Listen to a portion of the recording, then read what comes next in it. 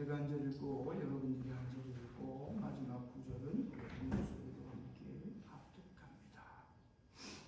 다 찾으신 줄로 알고 제가 1절 읽습니다. 사무엘이 늙음에 그의 아들들을 이스라엘 사사로 삼으니 장자의 이름은 요엘이요 사자의 이름은 아비야라. 그들이 베엘세바에서 사사가 됩니다.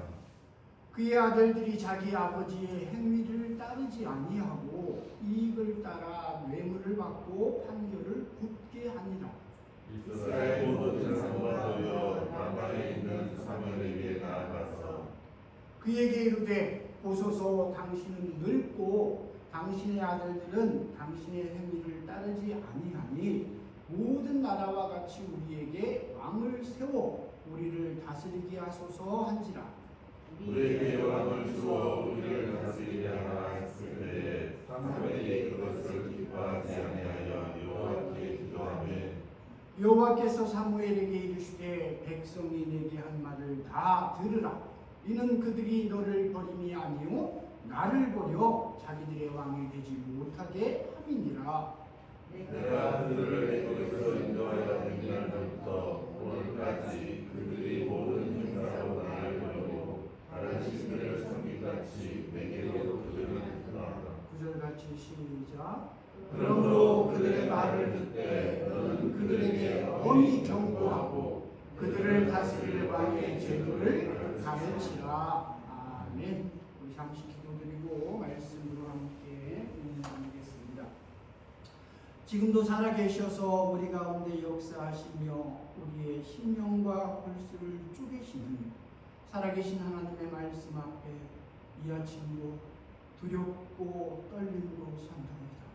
주님 말씀하옵소서. 주의 종들이 듣겠나이다. 거룩하신 예수님 이름으로 간절히 기도드리옵나이다. 아멘. 오늘 이 아침은 사무엘상 8장 1절에서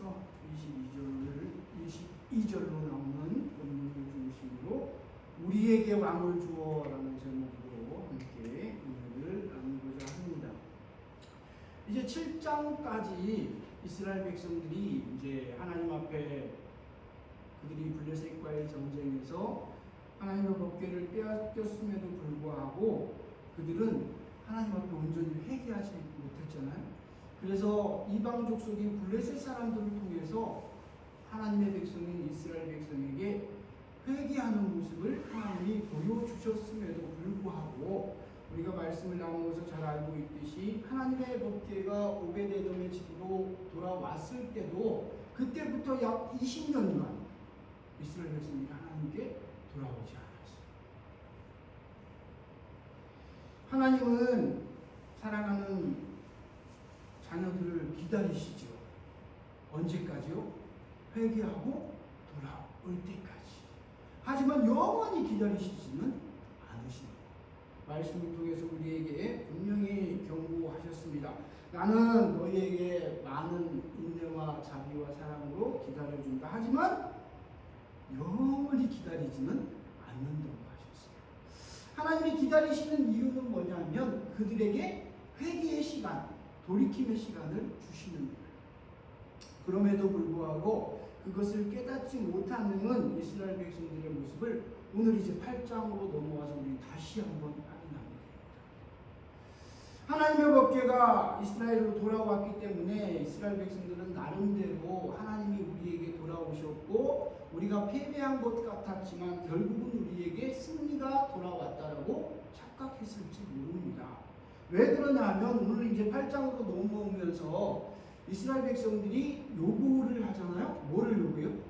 우리에게 왕을 세워주십시오.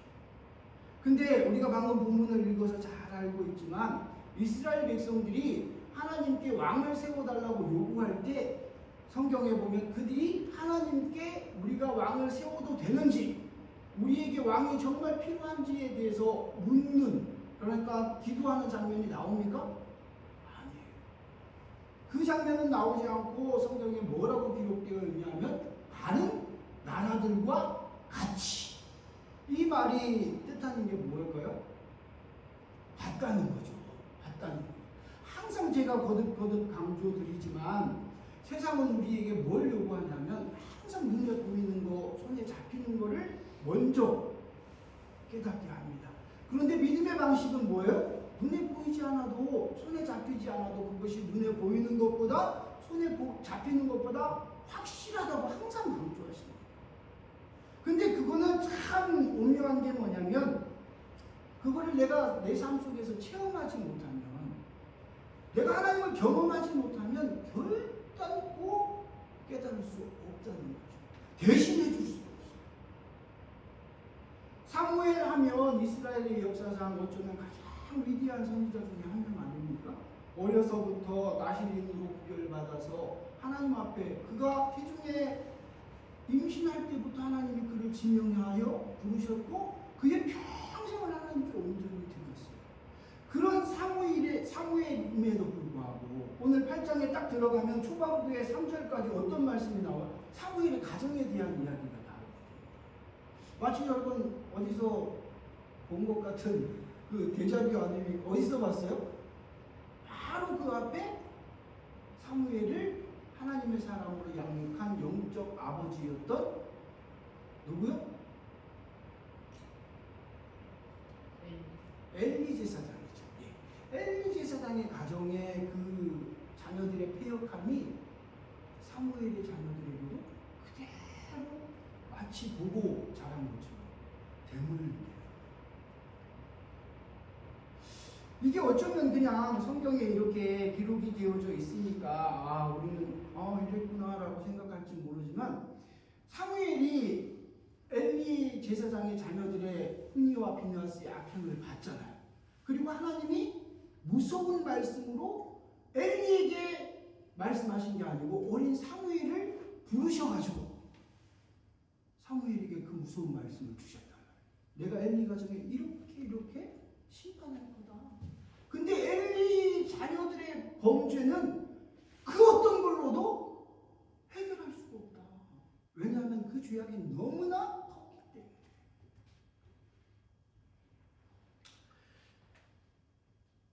우리는 이제 말씀을 쭉 나누었으니까 잘 알고 있죠. 그런 자녀들의 악행을 엘리 제사장이 알았고 들었음에도 불구하고 그들을 그 죄에서 돌이키도록 강력하게 처벌하지 않았어요. 물론 자녀를 사랑하는 아버지의 마음이 어느 정도는 이해는 되지만 이 영적인 문제에 있어서는 우리는 반드시 부모가 결단해야 합니다. 제가 저번에 말씀을 전하면서도 한번 언급한 것 같은데, 하나님은 우리를 참 사랑하십니다. 하나님의 사랑은 따뜻하고 하나님의 사랑은 너무 뜨겁고 너무 강렬하고, 어떤 때는 내가 막 그 뜨거움을 견딜 수 없어서 막 은혜를 체험하면 그렇지 않습니까? 오순절 마가다라 방에 성령이 임했던 것처럼 우리가 하나님의 은혜를 체험하게 되면 막 그 영적인 불이 우리 속에서 뜨거움을 주체할 수 없을 정도로 역사하시는 것을 우리가 체험하게 돼요. 근데 하나님의 은혜가, 하나님의 임재가 그런 뜨거운 모습으로만 임재하는 것이 아니라고 그랬어요. 그죠? 하나님은 우리를 그렇게 뜨겁게 사랑하셔서 하나밖에 없는 독생자 예수님을 십자가에 못 박혀 죽게 하기까지 우리를 뜨겁게 사랑하셨지만,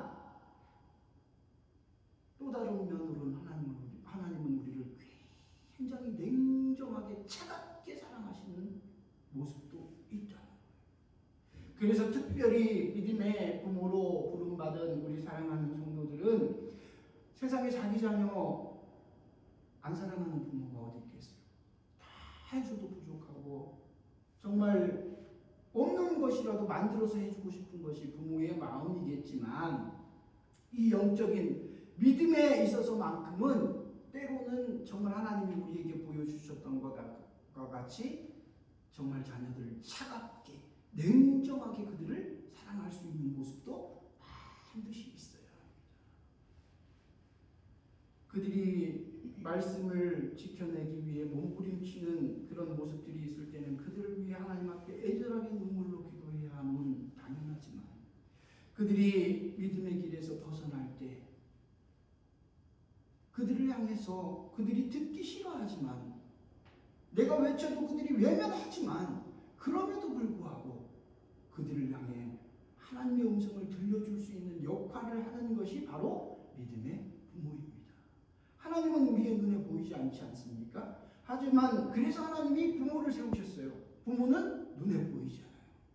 그래서 믿음의 부모의 역할은 자녀를 향해서 차갑게 그들을 사랑하는 것입니다. 듣든지 아니 듣든지 외쳐야 합니다. 외치는 것이 우리의 사명이고 그 후에 역사하시는 것은 하나님께 맡기는 거예요. 우리가 그들을 바꿀 수 없지 않습니까? 우리가 그들을 변화시킬 수 없지 않습니까? 우리가 그들이 걷고 있는 길을 되돌이켜서 하나님이 원하시는 길로 끌고 갈 수 없지 않습니까? 품 안에 있을 때도 그게 안 되는데 이제 자기들이 다 장성해서 자기들의 판단대로 자기들의 의지대로 자기들의 삶의 우선순위대로 살아가고 있는 그들을 향해서 내가 이를 어떻게 컨트롤할 수 있어요? 오늘 본문에도 보면 사무엘이 분명히 엘리 제사장의 자녀들을 통해서 그 못된 모습을 보았고 아마 사무엘이 그렇게 결심했을 거예요. 나는 저렇게 자녀들을 키우지 않겠다. 왜? 하나님이 긍휼하시는 모습을 봤고 엘리 제사장의 가문이 하나님 앞에 어떤 벌을 받게 되는지를 사무엘은 누구보다도 똑똑히 가장 가까운 자리에서 보았기 때문입니다. 두려움도 있었을 거예요. 아, 우리 하나님은 정말 살아계신 하나님이요. 하나님은 하나님을 업신여기고 하나님의 제사를 경휼히 여기고 하나님의 명령을 지키지 않는 자들에게 저렇게 무섭게 벌하시는 분이야. 사무엘은 처절하게 깨달았을 거예요. 그래서 자기 자신에게 아마 다짐했을 겁니다. 나는 자녀를 저렇게 키우지 않겠다.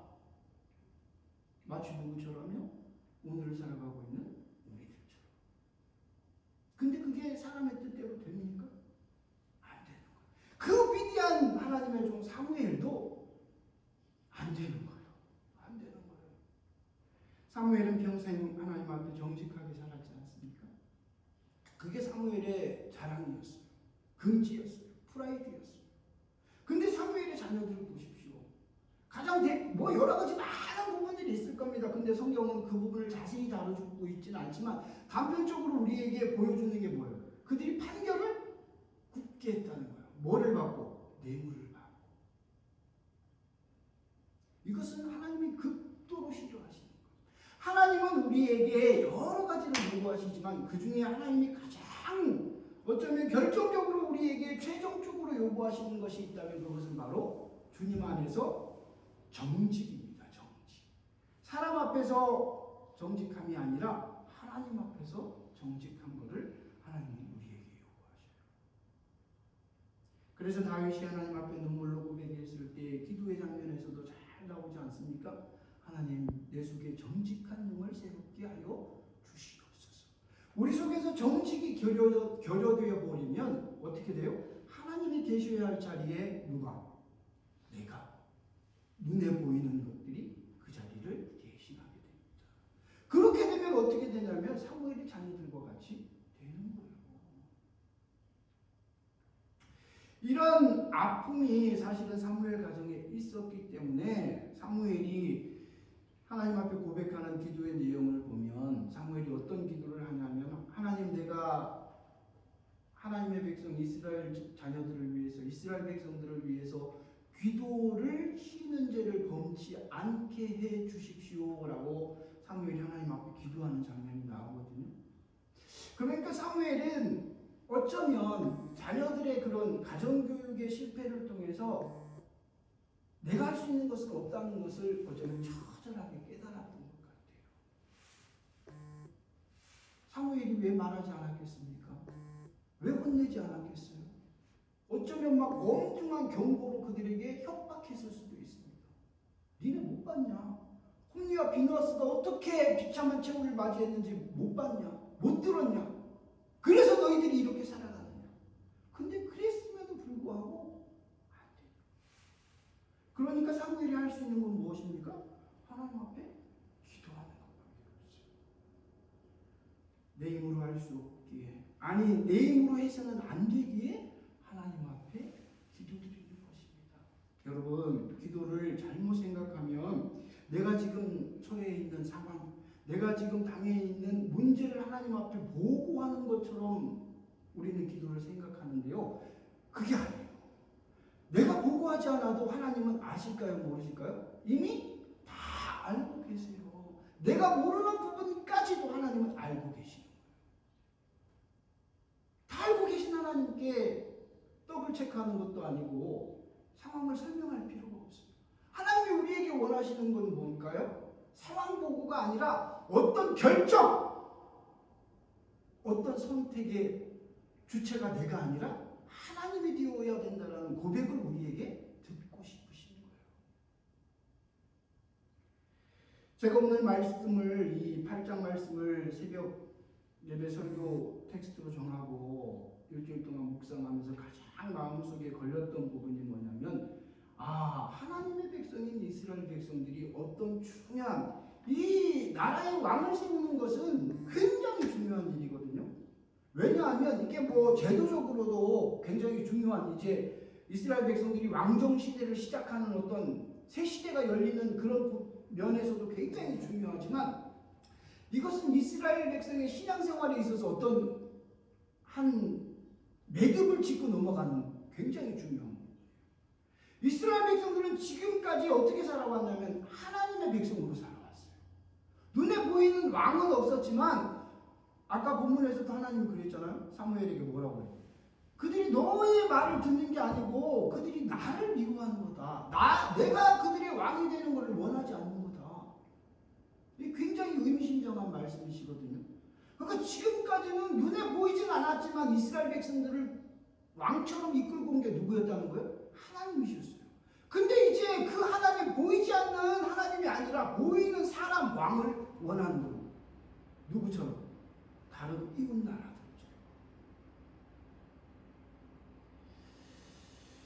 물론 이제 왕정 시대가 시작되면서 우리가 잘 아는 것처럼 그 위대한 왕들이 나오지 않습니까? 사울, 다윗, 솔로몬 해가지고 쭉 위대한 왕들이 나오는데, 그게 어쩌면 이스라엘 백성들에게 있어서 번영과 어떤 그런 풍요를 보여주는 것 같지만, 사실은 영적으로 어떻게 되냐면 점점 어떻게 되는 거예요? 침몰해 가요. 눈으로 볼 때는, 세상의 논리로 볼 때는 더 잘 되고 더 흥해지고 모든 것이 더 더해지는 것 같지만, 영적인 눈으로 바라보면 보이지 않게 서서히 이스라엘 백성들이 침몰해가요. 불과 여러분 사울, 다윗, 솔로몬 요 세 왕, 세 시대를 지나고 나면 어떻게 돼요? 급격히 이스라엘 백성들이 하나님을 떠나서 가요. 줄줄이 열왕기, 역대기를 읽어보면 여러분 진짜 막 지겹도록 반복되는 말씀인 거예요. 악한 왕들의 모습. 어쩌면 그렇게 무슨 뭐 붕어빵 찍어낸 것도 아닌데 어떻게 그렇게 악할 수가 있는지. 마치 이방, 하나님을 모르고 살았던 이방 백성들보다 더 악한 거예요.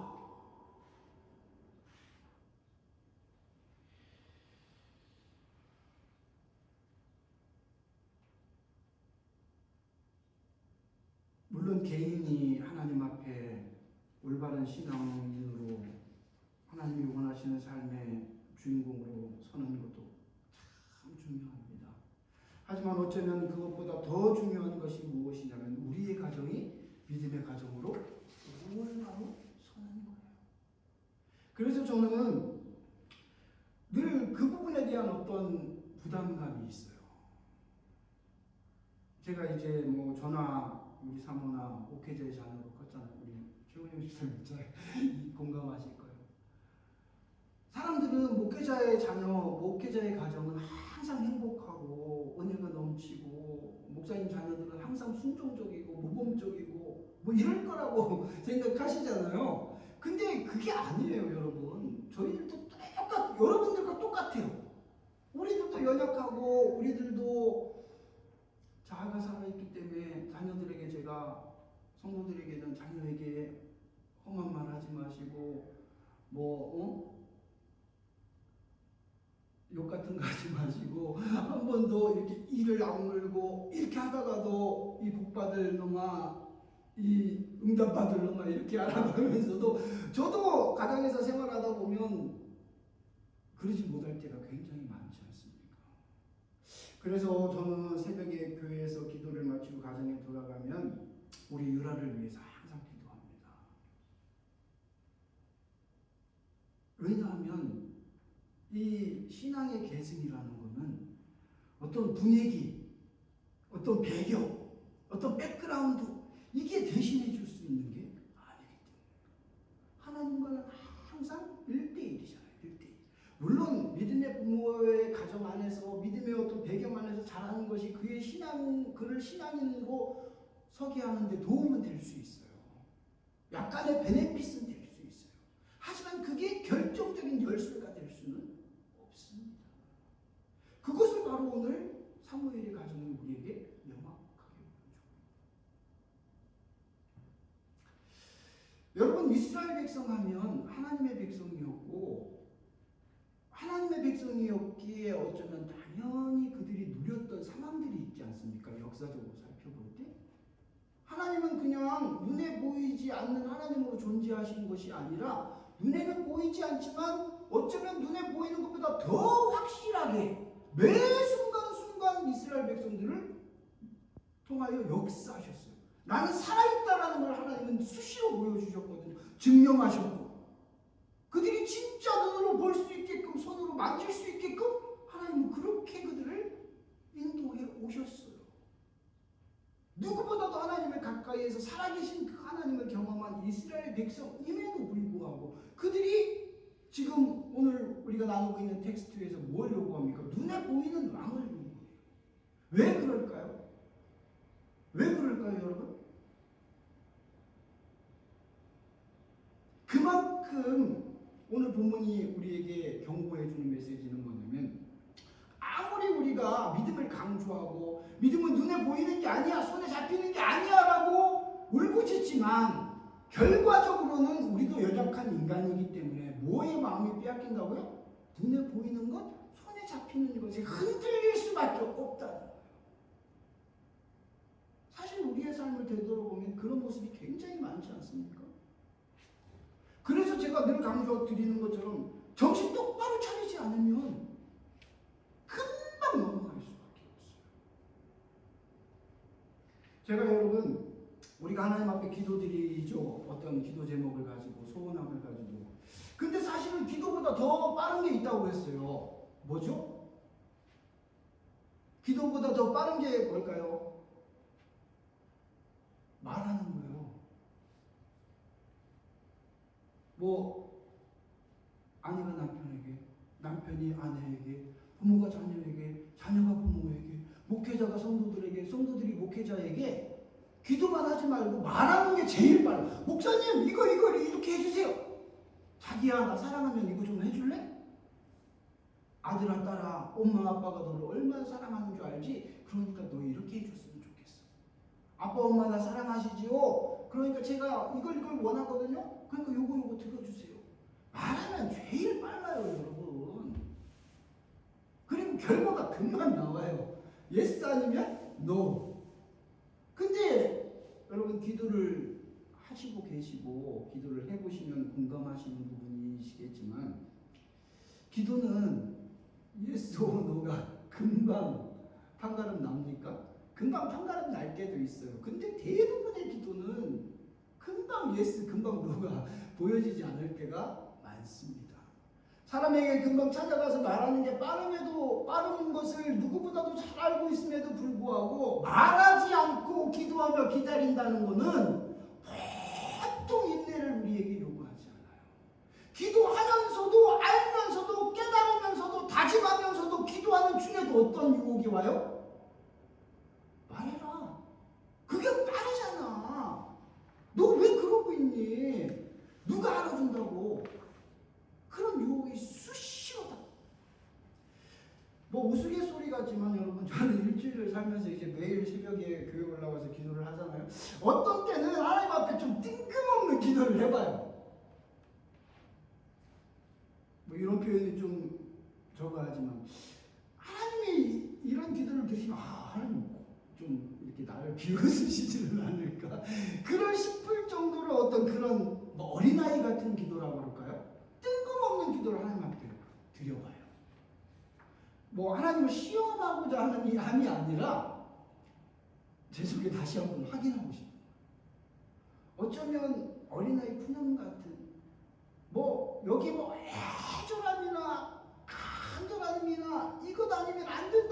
것이 아닌데 무모하게 거기에다가 뭐를 거는 거. 그러면 하나님은 여지없으세요. 여지없이 내가 어떤 큰 태산과 같은 어려움을 앞에 두고 하나님 앞에 눈물로 기도하는 그 기도나 어린아이의 푸념과 같이 그냥 툭 던지는 그 하잘것없는 그 보잘것없는 나의 어떤 외침 앞에도 하나님 동일하게 그러면서 저는 매일매일 깨달아 이야 우리 하나님 정말 살아계시고 여러분 이 작업이 왜 필요하냐면요 우리의 힘으로 될 수 없기 때문입니다. 우리의 의지, 우리의 노력으로 될 수 있다면 이스라엘 백성들이 어찌 그 살아계신 하나님을 그렇게 그들이 경험하고 살아왔음에도 불구하고 어떻게 눈에 보이는 왕을 세워달라고 하나님을 향해 요구할 수 있겠어요. 이거는 배신 중에도 배신 아닙니까? 하나님 입장에서 보면 내가 너희들을 어떻게 키웠는데 내가 너희들을 오늘까지 어떻게 인도했는데 너희들이 나에게 이럴 수 있어. 근데 우리 하나님은 그렇게 말씀하시지 않아요. 사무엘에게 뭐라고 그래요? 그들이 요구하는 거를 다 들어라. 다 들어라. 하나님은 우리의 중심을 아신다고 하잖아요. 네가 아무리 변절되어져 가는 세상을 쫓아가는 이스라엘 백성들을 향해 네가 울부짖어도 그 울부짖음 너의 거룩한 그 부담이 거룩한 분노가 그들에게는 전달되어지지 않는다. 왜요? 여러분 그건 억지로 해줄 수가 없다고 그랬잖아요. 내가 깨닫지 않으면 내가 직접 그 말씀 앞에 부딪히지 않으면 결단코 깨달을 수 없기 때문이에요. 하나님은 이제 우리가 오늘은 9절까지 읽었지만 그 후반부를 여러분이 이제 가정에 가셔서 읽어보시면 사무엘이 이스라엘 백성들을 향해서 그들이 요구하는 왕의 제도를 왕을 세우는 제도가 시작되면 왕이 너희에게 어떻게 할 거라는 거에 대해서 설명하는 부분이 나와요. 물론 간략하게 설명하고 있지만 이 설명하는 부분이 나중에 이제 이스라엘의 왕정 시대가 시작되고 사울, 다윗, 솔로몬 때를 이어가면서 실제적으로 이스라엘 백성들 삶 속에 현실로 일어나는 거죠. 그러니까 이걸 바꿔서 얘기하면 이스라엘 백성들이 몰라서 그랬다는 게 아닌 거죠. 알고 있었음에도 불구하고 어떻게 하는 거예요? Go, 못 보고도 go. 여러분 아이들을 이렇게 키워보셨잖아요. 아이들이 어릴 때 이제 호기심이 굉장히 많잖아요. 아이들이 경험해보지 않은 게 경험한 것보다 더 많으니까. 특별히 이제 아이들을 이렇게 키우다 보면 아이들이 자꾸 뭐 이렇게 뜨거운 게 있으면 만지려고 하잖아요. 그거 만지면 뜨거운 거를 부모는 알아. 왜? 경험해 봤으니까.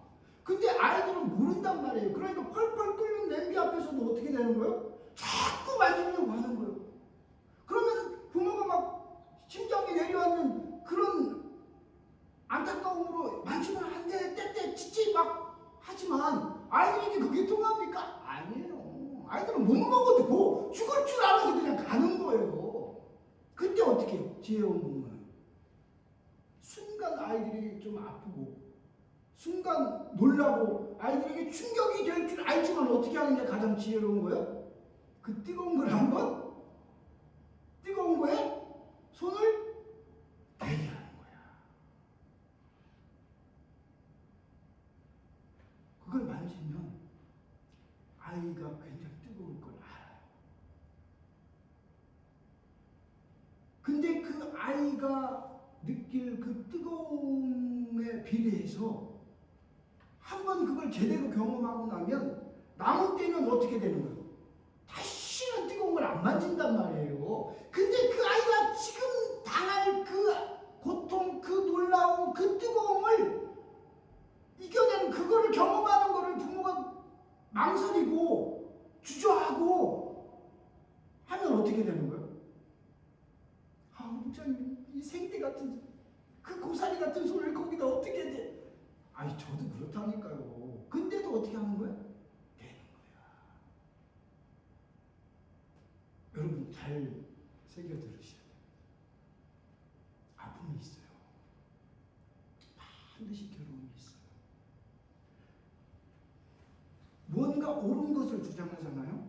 그러면 사람들은 나를 어떻게 보냐면 이상한 사람 취급합니다. 뭐 네가 뭐 그렇게 잘났는데 왜 너만 그렇게 신앙생활 하는데 누구 집사님 심지어 목사님도 그러지 않잖아. 근데 왜 너는 유독 그렇게 유별난 잣대를 가지고 모든 것을 판단하고 모든 것을 거기에 갖다 대려고. 외로워요. 왜? 인정받지 못하니까. 근데 우리가 우리의 신앙을 가만히 되돌아보면요, 오늘 본문에도 나오잖아요. 사무엘이 그 왕을 요구하는 백성들을 향해서 뭐라고 말하기 전에 사무엘이 어떤 행동을 취하죠? 하나님께 기도하는 사무엘의 모습이 나옵니다. 이 외로운 싸움, 진짜 고독한 싸움이에요. 마치 바위로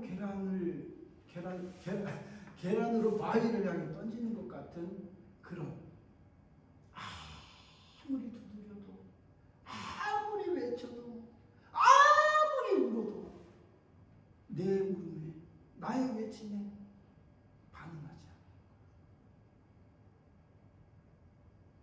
그럼에도 불구하고 사무엘에게 있어서 하나님 앞에 기도했다는 것은 사무엘이 평생의 자신의 삶의 주도권을 누구에게? 하나님께 주었다는 것이에요.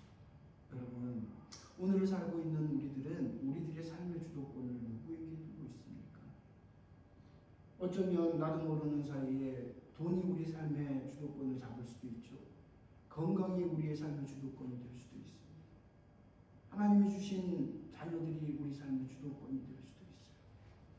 그런데 여러분, 그것은 영원할 수 없습니다. 내가 주도권으로 여겨오고 있는 그게 무너져 버리면 내 삶을 지탱하고 있는 모든 것들이 한꺼번에 마치 모래 위에 세워진 집처럼 폭풍이 몰아치면 버티지를 못합니다. 세상이 늘 잔잔한 바다 같고 평온한 모든 오늘과 같은 그런 시절들이 계속 될 거라고 절대 착각하지 마십시오. 삶은 우리에게 그렇게 호락호락하지 않습니다. 세상은 우리가 하나님의 자녀로 살아갈 수 있게끔 우리를 가만히 내버려 두는 게 아니에요. 내가 예측하지 못하는 폭풍과 어려움과 위기들로, 눈에 보이는 상황들로 우리를 호시탐탐 노립니다. 왜요? 우리를 넘어지게 하려고. 우리의 주도권을 잡고 계신 그 하나님을 부정하게 하려고. 다른 세상 것들이 그 자리에 서게 하려고. 하지만 중요한 것은 하나님이 항상 우리와 함께 하신다. 아무도 기도하지 않아도 누군가 기도해야 한다면 그 누군가가 내가 되어야 하고, 아무도 예배하지 않는 시대가 바로 오늘이라고 하여도 하나님께 신령과 진정을 다한 예배를 드리는 교회가 우리 비전 교회가 되어야 될 줄로 믿습니다.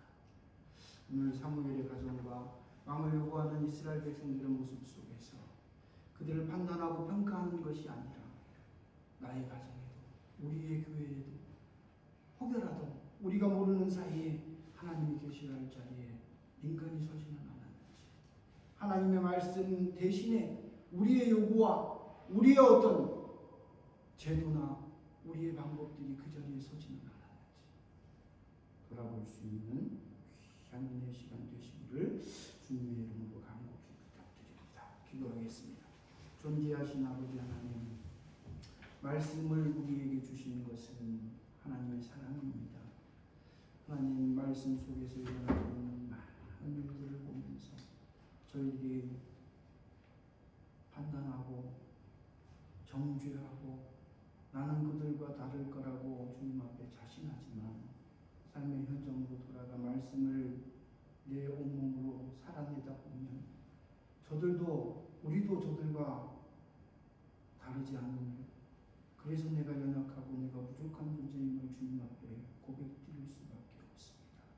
아버지 말씀이 계시기에 어제를 그렇게 살았던 그들을 바라보고 오늘을 사는 나는 내일을 그렇게 살지 않겠노라고 주님 앞에 다짐할 수 있게 하여 주시옵시고, 우리의 힘과 우리의 노력으로 할 수 없기에 주여 나는 죽고 예수로 사는 인생을 선택할 수 있는 결단이 우리에게 있게 하여 주시옵소서. 이 새벽도 주신 말씀 부여잡고 주님 앞에 기도 드릴 때에 아버지 하나님 나를 향한 주님의 세미한 음성을 듣는 이 아침이 되게 하여 주시옵소서. 지금은 우리 주 예수 그리스도의 은혜와 아버지 하나님의 크신 사랑하심 성령님의 인도 내주 충만 역사하심 오늘도 하나님의 사랑으로 서고자 하는 우리 사랑하는 비전교회 성도들 저들의 삶 가운데 저들에게 주신 자녀들의 삶 가운데 지금부터 영원토록 함께 하시기를 간절히 축원하옵나이다. 아멘.